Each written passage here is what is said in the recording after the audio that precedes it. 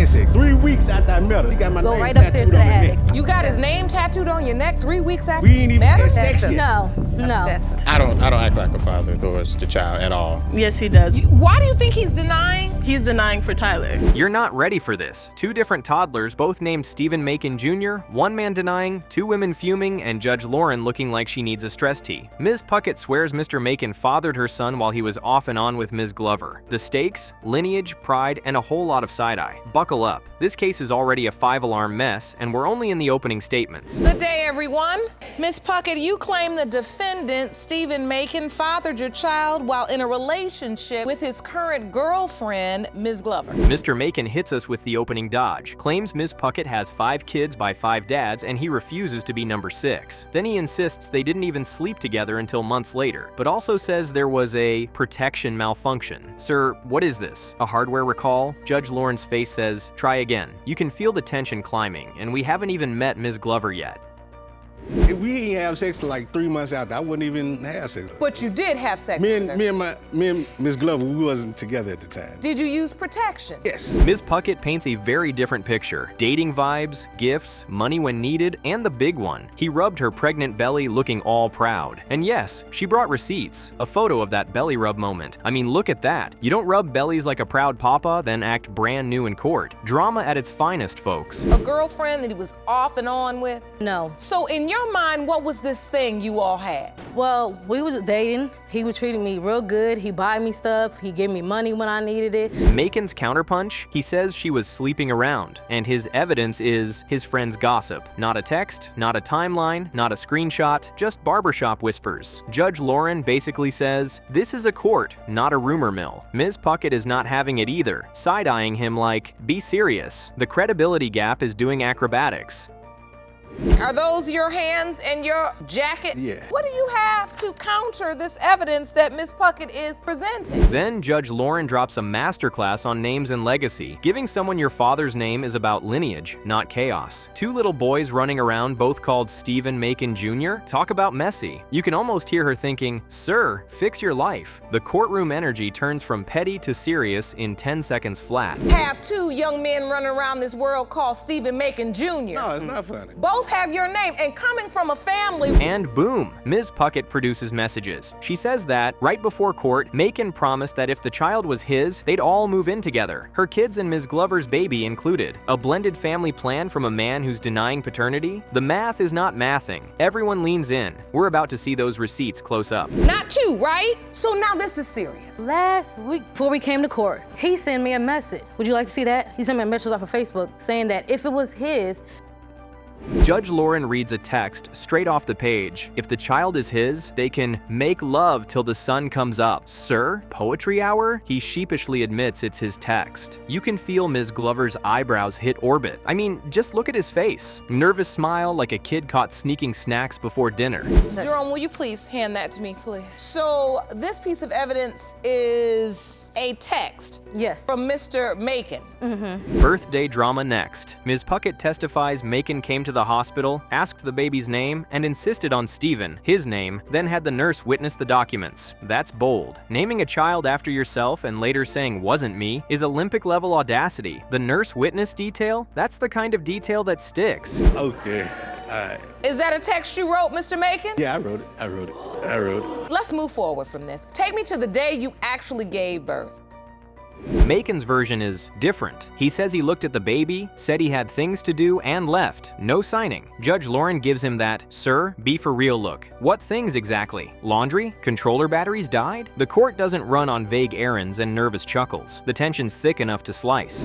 At all hospitals, before they let you sign anything, an affidavit or anything like that. And that's what I did. I called the nurse and she said, are you sure this is your child? Then come the papers. Ms. Puckett produces a certificate of live birth with his name. Judge Lauren says the court even called the hospital. In that state, a biological father must provide a social security number and sign. Mic drop. Makin mutters something about forgery possibilities. Forgery? On a birth certificate with witnesses? The room collectively side eyes. Showing that he signed a birth certificate. I'd like to birth see certificate that. right now. Jerome, will you hand me that evidence, please? Certificate of live birth, child's name, Stephen Terrence Makin Jr. Enter Ms. Glover, fiery, focused, and done with the mess. She confirms her son is also named Stephen Makin Jr. and flatly denies Puckett's child belongs to Makin. Judge Lauren invites her to start from the beginning, and Ms. Glover straps on a metaphorical detective hat. Oh, we're getting the whole saga now. Sometimes we get a little less than the truth, the plaintiffs and the defendants. So the court called the hospital in your home state where Ms. Puckett delivered, and their requirement is that a father. Phone rings. Ms. Glover answers and hears from someone claiming Stephen is sleeping with Ms. Puckett. She goes full Nancy Drew. Let me handle this woman to woman. You can feel Makin tense up like a man trying to hide 3 phones in one pocket. I mean, just look at that reaction. He practically vibrates. We know that your child is named Stephen Makin Jr. as well. Correct. Do you believe Ms. Puckett's child, Stephen Makin Jr., is in fact your boyfriend's biological child? No, I don't believe that at all. She knocks on Puckett's door. Boom, boom, boom, commotion inside like a gymnastics practice. Puckett says kids are in the house and refuses to open. The whole thing turns hallway soap opera real quick. Judge Lauren has to restore order before we start handing out yellow cards for excessive door knocking. Well, I don't know. I put my detective hat on. I'm like, okay, you don't know.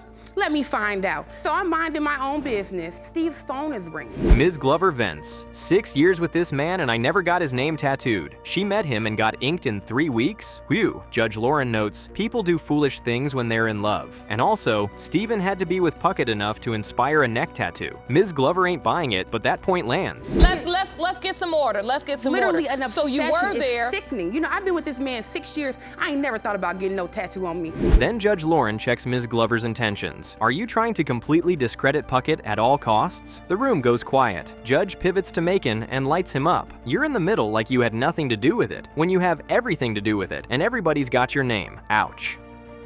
Wants that for her She life. picked her path. I don't feel sorry for her. No. She picked her That's path. not my question. That's not my question. Do you think that situation is what she wants for her life? Now the plot twist that belongs in a movie. Ms. Glover goes to the WIC-office for her newborn's checkup, and the clerk accidentally pulls up another baby named Stephen Makin Jr., born the same year. Ms. Glover runs out like, Stephen, explain. His face apparently hit the floor. You could cut the secondhand embarrassment with a butter knife. Find out that that Miss Puckett's child was named Stephen Makin Jr. Okay, let's talk about this. I go to the WIC-office. We got a little local WIC-office. Everybody know everybody.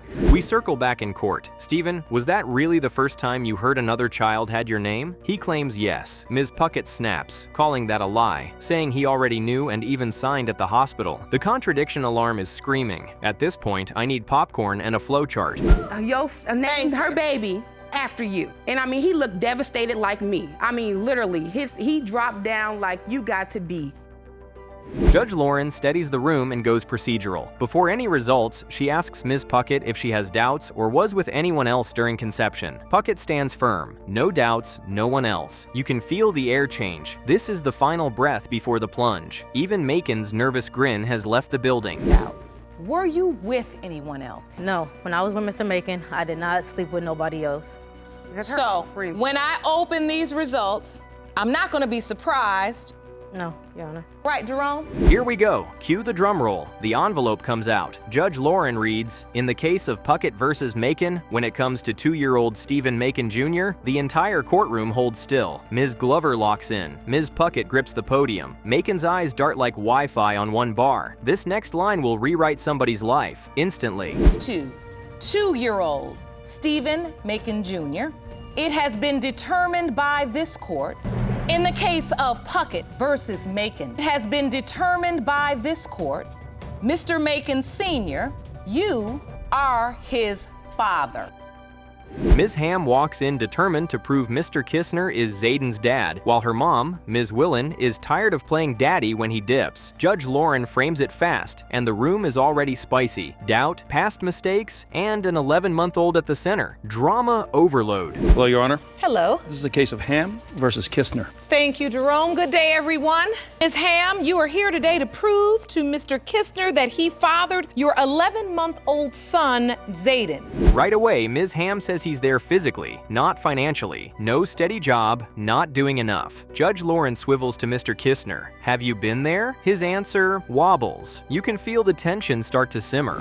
Given everything up to be with Miss Ham, but now you claim her promiscuous and foggy past have caused you to doubt that you fathered her Yes, son. Your Honor. Ms. Willen jumps in with receipts of her own. He missed the birth, no baby shower, and his family didn't come because they didn't think Zayden was his. I mean, just look at that reaction on his face. Awkward city. Been there, but yes, I have. Miss Willen, you said you tired of playing daddy because you got to step up. Yeah. Judge Lauren presses the money issue. Kisner gets emotional, saying he's trying without a steady job. Then the bomb. He betrayed his family by going back because they believe Zayden isn't his. Family opinion versus real life. Things got rocky quickly. Can. Yes. Why haven't you supported the child financially at all? I find my best, Your Honor. I do not have a steady job. That's right. He says the doubt started with baby pictures. His family told him Zayden doesn't look like him. Ms. Willen isn't having it and pulls out side-by-sides. This is the paternity court classic, resemblance wars. I was When you very say you sick at the betrayed your time. family, what do you mean by that? Well, I came back home and my family was telling me, don't go back there. Judge Lauren reviews the photos. Baby Kisner versus baby Zayden, same age. Ms. Ham swears there's a resemblance. Kisner, not convinced. The courtroom leans in to compare every eyebrow. At the time of his birth, I was showing my family his photographs that Ashley had sent, and they tell me he doesn't look like me. Then, boom. Kisner says his doubt isn't just looks. He claims Ms. Ham slept with his close friend. The collective gasp is audible. Judge Lauren turns. Ms. Ham, is that true? And Ms. Ham admits it. Talk about messy. And of Zayden as a baby. Probably around the same age. And you think they look alike. There's a resemblance. Absolutely. Oh, yeah. Ms. Ham explains they were rocky. He wasn't there for her, and yes, it happened. At a hotel. She told Kisner the next day, and he still wanted the relationship. I mean, just look at that reaction. Forgiveness or denial? You decide. With my close friend. Oh. I've known since I was little. Did you sleep with his good friend, Miss Ham? Yes, I did.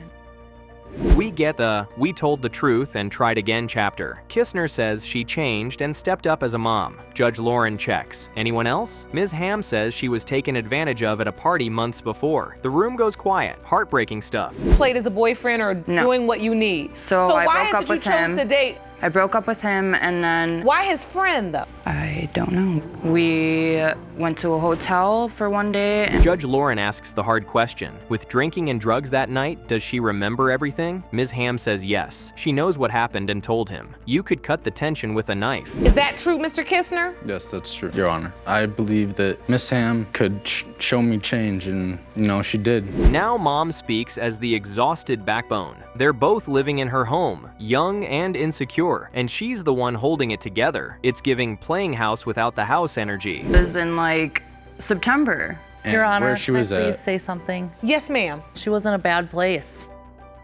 Judge Lauren delivers a reality check masterpiece. If you can't take care of yourselves, you shouldn't be making human beings. The lecture lands hard, heads down, eyes wet. Drama at its finest, folks. Is insecure, and she is also insecure. They're very young. They're playing house. With these results, that's why we need this. Ms. Willen keeps it 100. She moved her daughter out of state to start fresh and now works 2 40-hour jobs supporting everyone. You can feel the fatigue and the love. This mom deserves a trophy. The fact that since she's been a mother, she has been an amazing mom, a completely different person. We jump forward as Judge Lauren zeroes in on doubt. Any other reasons he suspected cheating? Kisner says her time with another male friend felt off. Late returns, sketchy stories. Small town, big suspicion. That perhaps Miss Ham had been sleeping with somebody else. Well, I was talking to one of her other male friends, because they were almost together all the time too. She was going with them, going to places I don't know of. Ms. Ham explains she'd already told him about her past, why he might project it now. He admits he's bonded with Zayden but still struggles. Judge Lauren reaches for the envelope. You can feel the entire room freeze. Cue the drum roll. Child, did you have sex with anyone else? Did a circumstance present itself that would make things seem a little unclear. Here it is, the results are in. Judge Lauren announces the documents were prepared by the lab and begins to read. Faces locked, breaths held. I mean, just look at that reaction. Every eye is glued to the bench, and we cut it right there. But I still have my doubts because of what's went on during our relationship. I think it's time for the results. Jerome? These results were prepared by DNA Diagnostics, and they read as follows. Ms. Thomas walked into paternity court ready to prove a point and maybe expose a double life while she's at it. She insists Mr. Hadley is the father of her 7-month-old son, Jeremiah, but he's been denying it since day one. And to make it worse, he's juggling her and another woman, Miss Stallworth. Oh, we've got a love triangle and a baby in the mix, folks. Cue the drama. Please be seated. Ms. Thomas, you claim you're involved in a love triangle that has resulted in the defendant denying your 7-month-old son, Jeremiah. Right from the start, Miss Thomas admits things got messy between her and Mr. Hadley. She says he acts like a loving dad when he's with her, but turns cold and distant whenever Ms. Stallworth's around. I mean, just look at this man's face. Caught between baby bottles and girlfriend drama. You could cut the tension with a knife. Ms. Thomas, why is he denying your... I don't know, Your Honor. I just know that we're in a love triangle between me and Tyler, and this is just going on for way too long. Ms. Thomas claims when Ms. Stallworth isn't around, Mr. Hadley steps up like a full-time dad, feeding Jeremiah, rocking him to sleep, even patting his back until he nods off. But Mr. Hadley, he's denying all that, saying, I'm not just gonna let a baby fall off the bed. Sir, that's not exactly the point. Judge Lake's eyebrows said it all. Treats him like it's his child? Yes. Explain. Well, when he doesn't watch him, however, if he's crying, he'll go to him, pick him up, make sure he doesn't fall off the bed. Then, boom, Ms. Thomas pulls out the photo evidence. A picture of Mr. Hadley fast asleep, cuddled up with baby Jeremiah. She swears it's proof he's been acting like a dad, but Hadley insists she staged it, claiming she snuck the baby next to him while he slept. Oh, this is prime paternity court chaos. There's times when I'm laying in the bed and he's patting his back. So, Ms. Thomas, you submitted a photo to the court. Yes. That's Mr. Hadley with Jeremiah? Yes. Judge Lake, never missing a beat, presses for clarity. Was this just friendship or friendship with benefits? Mr. Hadley finally admits they were intimate, just way later on. And when the judge asks if he used protection, he quietly says, the first time. You can almost hear the audience gasp. Things got real fast. Yeah. Did you use protection when you had sex? The first time. Only 2 times out of all of them, twice. Ms. Thomas shares how she told Mr. Hadley about her pregnancy, complete with photo proof of her test. He asked if she was keeping it, and when she said yes, that's when the denial started. She says the next day, he told his girlfriend, and all chaos broke loose. Honestly, this sounds like a Lifetime movie waiting to happen. Everything, there's a picture of me and him. He stayed there the rest of the days. Mr. Hadley, you're there Well, for the birth. honestly, to be honest, I felt a little... Now this part got everyone's attention. Ms. Thomas reveals Mr. Hadley was at the hospital for the entire 15-hour labor. Yup, the man she claims is denying her son stayed the whole time, holding her hand, helping her breathe. But when asked why, he says he felt pressured. Pressured to be supportive? That's a new one. You know, out of respect, you know, everything. I'm going, so while I'm there, they're about to name the child, and she says the child's last name is gonna be Hadley. He claims her family brought him there, and that once the baby was born, he stayed quiet when she gave the baby his last name. He says he didn't agree. He just didn't disagree because her whole Jamaican family was in the room. Now that's one way to get cornered at a baby naming. Because around the time where we had sex and the time my doctor told me that I conceived my son. Do you have any evidence to support that? Yes, I have my calendar right here. Jerome, will you hand me this calendar? Then comes the calendar evidence. Ms. Thomas proudly presents her conception chart, complete with highlighted dates. She says she and Hadley were intimate on April 19th, and her doctor confirmed conception on the 22nd. Talk about coming prepared. She brought receipts. It was the 22nd. Yes. So you believe from that calculation that he is your child's biological father? Yes. Mr. Hadley doesn't deny being intimate on the 19th, but he throws a curveball, saying she was with someone else that same week. Ms. Thomas fires back, clarifying she saw the other man a full week later, on April 26th. You can practically hear the collective from the audience. That she was intimate with someone else, and Ms. Thomas, you are confirming his assertion? Yes. So 22nd of April is when the doctor says you conceived. So this is your conception. Judge Lake asks the obvious. So you were with both men within 7 days? Ms. Thomas admits yes, but insists the conception date still matches Hadley. Meanwhile, Hadley looks like he wants to disappear into the witness stand. I mean, you can't make this stuff up. This is paternity court gold. 18th, even if this other guy did not protect himself on the 26th, you understand that you're still within the window of conception. Then, just when you think we've hit peak drama, Ms. Thomas describes how her son looks exactly like Mr. Hadley. The baby's eyes, his smile, she's convinced it's undeniable. But Mr. Hadley, shaking his head, says, "No resemblance. Sir, please, your denial is stronger than your argument." Ms. Thomas, the test was inconclusive. Yes, anything can mess up an at-home DNA test. You have to be practically perfect. So you really don't have an answer at all. And just when things start cooling down, Judge Lake digs into that photo evidence again. If you weren't involved, why were you there holding the baby? She asks. Ms. Thomas insists it's proof of his bond. Mr. Hadley doubles down, says he just dozed off. You can tell even Judge Lake's patience is running thin. Once. Back inconclusive. And you two are in a relationship, Mr. Hadley and yourself, you all are in a relationship now? No, we're gearing towards a relationship, but this is There's no gearing towards a relationship. But Ms. Thomas isn't done. She recalls how he texted, called, and acted like a father behind closed doors. She breaks down a little, saying all she wanted was honesty for her son's sake. The courtroom gets quiet for the first time. You can see the pain on her face. Heartbreaking stuff. But your clothes are at Miss Thomas. He lives with me. Who are you intimate with right now? Miss Starworth. Miss Starworth. Finally, Judge Lake announces it's time for the DNA results. You can feel everyone holding their breath. Ms. Thomas clasps her hands, praying silently, while Mr. Hadley stares straight ahead, jaw tight. The entire room is electric with tension. Cue the drum roll. Every day, minus these last 2 weeks. So, Miss Starworth, will you continue to pursue a relationship with Mr. Hadley if in fact it's determined that he is Miss Thomas's son's biological father? And just like that, the truth is seconds away. But we're stopping right here. No spoilers, no reveals. Let's just say, whatever the outcome was, that courtroom saw every shade of shock, heartbreak, and relief. One thing's for sure, nobody leaves paternity court unchanged. In the case of Thomas versus Hadley, as it pertains to 7-month-old Jeremiah Hadley, it has been determined by this court. Mr. Hadley, you are not his father. You know it's going to be messy when social media starts spilling secrets. Judge Lauren opens Page v. Sutton by laying it out. Pierre Page says his ex-fiancée, Alicia Sutton, cheated and moved away, then married the guy she cheated with. Now there's a 2-year-old little girl who might actually be his, while the husband's been raising her. The stakes could not be higher. Drama overload from the jump. Let's roll the first clip. Mr. Page, you claim your ex-fiancée and the mother of your 3-year-old son cheated on you and then took your son to another state to marry the man she cheated with.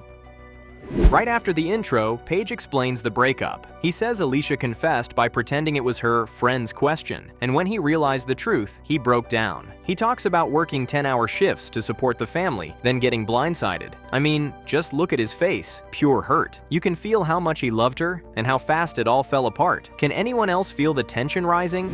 So you and your husband can rebuild trust in your relationship? Yes. Okay. Now, Mr. Page, why did you and your ex-fiancé break up? Alicia fires back that she cheated because Page was never home, plus the smoking and drinking. The judge tries to keep it orderly, but these two are off to the races. Page insists he wasn't cheating. Alicia claims she heard otherwise from his friends. Things got rocky quickly. The crosstalk alone could power a wind farm. And yes, Jerome has that please behave look ready to go. What would you do if you was not shoes? I said, I would leave her. And then she started crying, Your Honor. And I said, please tell me it's not true. She said, yes, it is. I went to the room. Page keeps pressing. He says he came home from long shifts, took care of the house, and put their son to bed, then went out to drink because he was unhappy, but not to cheat. Alicia isn't buying it and accuses him of sleeping around. Judge Lauren nudges them back on track. The subtext? Trust is in shambles, and we're just getting started. Talk about messy. And all these things, why I can't go do? Y'all can take that picture down, because that's not a happy family no more. That was the beginning. You're right. It's not that was the happy beginning family, right. of my 3-year-old son when he was doing what he had to do. I thought come home 10-hour shift, Your Honor. Now the phone call bombshell. Paige says he phoned the other man, Michael Cooper, and Cooper apologized, admitting the affair. Paige describes a single tear rolling down his cheek. Oof, that image lingers. I mean, just look at that reaction. Heartbreaking stuff. Judge Lauren pivots to the pregnancy timeline because the real question here is paternity, not popularity. I say, Mr. Cooper, how you doing? This is Pierre. You don't know who I am. I'm calling you for a reason. My fiancée, Alicia Sutton, he started saying right there, he said, I'm sorry, I'm sorry. Alicia admits it plainly. She had sex with both men around the same time and didn't initially tell Paige she was pregnant. She says she wanted to work it out with her fiancé back then, but everything exploded. Can you feel the courtroom inhale? The possibility that Paige could be the father while Cooper's been dad at home, that's a powder keg. In this relationship and you find out that you're pregnant, Miss Sutton. Now, take me there. I found out I was pregnant. Yes, I was scared. I didn't want to tell him the truth. We hear how Alicia moved states while pregnant and later married Cooper. Paige says he felt shut out and didn't want to bond with a child only to learn she wasn't his. It's a twisted emotional calculus, protecting your heart versus stepping up. You could cut this tension with a knife. Even the judge's tone softens as she probes everyone's choices.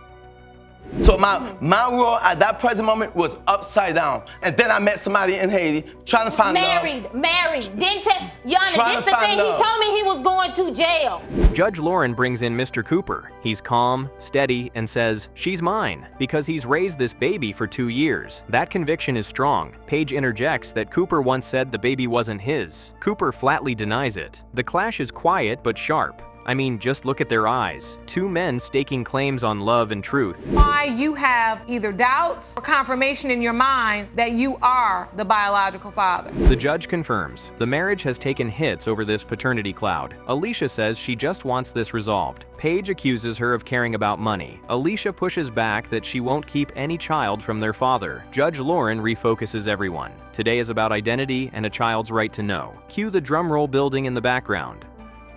Heard you. Say that, you I want to see you act. Thank you. He can't send me money and taking care of his back son. to, very briefly, your marriage. I just want to hear from Mr. Cooper. How has this affected the marriage? Time for results prep. Jerome delivers the envelope. The air, electric. Judge Lauren reminds them this is about the child, first and foremost. Everyone's bracing. Paige sits forward, hands clenched. Alicia's breathing quickens. Cooper stares straight ahead like he's locking himself to the chair. Drama at its finest, folks. These results, as prepared by DNA Diagnostics, are as follows. Here it is, the moment we've all been waiting for. Judge Lauren reads slowly. In the case of Paige vs. Sutton, when it comes to the 2-year-old child, Mr. Paige, grab your popcorn because this reveal is the ultimate of all reveals. In the case of Paige v. Sutton, when it comes to 2-year-old Jalecia Mr. Paige, you are her father.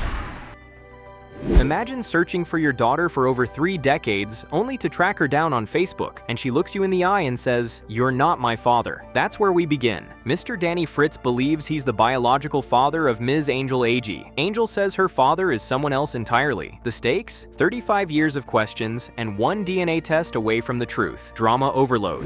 Mr. Fritz, you state that over the last 30 years, you have searched to find your biological daughter, who you claim was taken from you as a child. Judge Lauren Lake sets the stage while Jerome announces the case. Mr. Fritz explains his claim, and Angel fires back. She already knows who her biological dad is. You can feel the courtroom split. Hope on one side, skepticism on the other. I mean, just look at their faces. He's hanging on every word. She's a wall of steel. Things got rocky quickly. The guy that's on my birth certificate was not my biological father. He was married to my mother when I was born, but I do know who my biological father is. I was about 8 or 9 years old. Angel shares the origin of her belief. The man on her birth certificate wasn't her bio dad. Her grandmother always said her father was a man named Buster. As a kid, Angel started asking questions. Who's my real father? That name, Buster, became her answer. The way she tells it, you can hear that little girl inside still looking for something solid to hold on to. Heartbreaking stuff. It's fine with me. I had a Christmas play the next day, and he said he was going to come and, come to our Christmas play and, want to be part of my life. I said, that's fine. Then we get the memory that shaped everything. Around age 11, Angel opens the door and sees Buster. He asks if she's Angel, says he's her dad, promises to show up for her Christmas play, and then nothing. He never comes. You could cut this tension with a knife. The disappointment in her voice, palpable. Can someone pass the tissues, please? You say you come looking for me, but obviously you didn't come looking for me because I live in Thomasville, a little town that you can find me. You found me when I was already married under my married name. You didn't find me under my maiden name.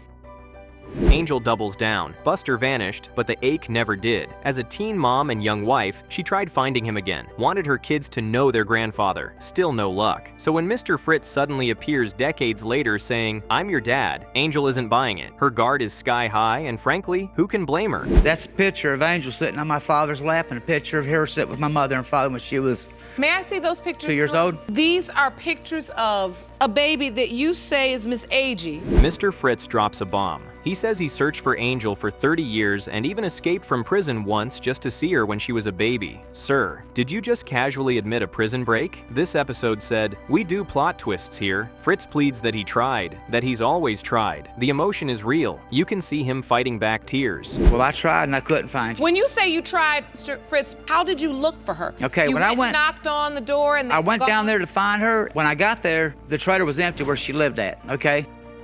Receipts time. Fritz presents photos. Angel as a toddler on his father's lap. Family snapshots he swears prove their bond. Angel studies them and admits, yes, that's her in the pictures. But she says memories don't match his story. And the stare she gives him? Whew. I mean, just look at that reaction. Well, no people in Thomasville, I'm sorry. You're gonna know. I don't need a dad now. I needed one then. When I was growing up, I needed a dad in my family. Angel challenges the search narrative. If you wanted me, you could have found me. She grew up in a small town, Thomasville, where everyone knows everything. I could stand in the middle of town and yell your name and they'd hear me, she snaps. That line lands like a gavel. The hurt behind it is loud. Anything at all that you want me to do to help you in your life and your children's life. You say that, but... I think I've been showing you that, Angel. No, you haven't. All right, so Mr. Fritz, you see her and you find her. Fritz details his hunt, knocking on doors, finding the trailer empty, neighbors saying the family moved, combing courthouse records under her family names. He insists the trail went cold. Angel isn't budging. If you really wanted your daughter, you don't stop. Drama at its finest, folks. And if you would have talked to me about it and you would have had contact with me after that, I could have told you what happened. I got a phone that's got over 200 So, Miss Agee, text I have to ask you money. because it's That's a lot. I have to ask you, Miss Agee. Miss Agee. Yes, Your Honor. The clash intensifies. Fritz says Angel stayed with him for 5 weeks when she was little. Angel says she doesn't recall that at all. Two realities, one courtroom. Judge Lauren leans in, carefully sorting facts from feelings. You can feel the years of hurt bleeding through every sentence. And do you understand that the circumstances that led to one man finding you there could be a separate set of circumstances that were presented to him in his search? Or maybe? We pivot to the present. Angel admits she's built a life without a dad. Strong, independent, guarded. Fritz is adamant. He's here now, and he isn't leaving again. The subtext is heavy. This isn't just a he said, she said. It's a lifetime of absence versus a lifetime of longing. Fearful to be hurt again. For another man to say, I'm your dad, you matter to me, and then the next thing you know, they're not there. Judge Lauren puts words to it. Angel may be protecting herself from being hurt again. Is Fritz a real father or another Buster-style heartbreak? Angel's face tightens. This is the nerve. Meanwhile, Fritz argues he's not making a big deal. He just wants a chance to love his daughter. I'm not crying, you're crying. Not been there for her for whatever the circumstances. His point was just to say, I'm there. I was trying to give of myself. Fritz explains how he finally found her. Scrolling Facebook, prayer, persistence, he says something higher led him straight to Angel's page just 4 months ago. Destiny? Algorithm? Either way, he showed up. The hope in his voice versus the caution in hers. It's like watching two magnets fight to connect. I'm just mad. I'm hurt. I'm mad and I'm hurt. You can be mad at me all you want to, and I want you to be. I want you to get it all out of your system because when it's gone, then it's going to be filled with love. Exactly. We're going to change that. Fritz, you have to understand that there, of course, is a lot on the line for you because you want to know the answer. Emotions crest. Angel admits she's mad and exhausted by the push-pull of father figures. Fritz promises he'll do whatever it takes to help her and be present. The air in that courtroom is thick. Everyone's bracing for impact. Cue the drum roll. Go through this again. That's understandable. I can understand. I Like know I that. said, I've been hurt my whole life. I'm not going to hurt you. You baby. wasn't there. Miss Agee, on one hand, you say, Right before the results, Judge Lauren gives that signature heart to heart. No matter what the paper says, these two have to navigate a lifetime of feelings. Angel looks torn between hope and self-defense. Fritz looks ready to carry the world if it means being dad. Can anyone else feel the tension rising here? okay. I'll walk you anywhere you want. Jerome, Frank. I'm ready I'll for take the care of you. envelope. I love you with all my heart, and I know that paper's going to say I'm your daddy. These results were prepared by DNA Diagnostics, and they read as follows. DNA time. Judge Lauren reads the results, and boom, Mr. Danny Fritz is Angel Agee's biological father. Angel's eyes flash with shock and relief colliding, while Fritz practically crumbles into grateful joy. I mean, just look at that reaction. 30+ years of searching answered in one sheet of paper. Heartbreaking and healing all at once. It has been determined by this court. I am her Mr. daddy. Fritz, you are her father. Yes!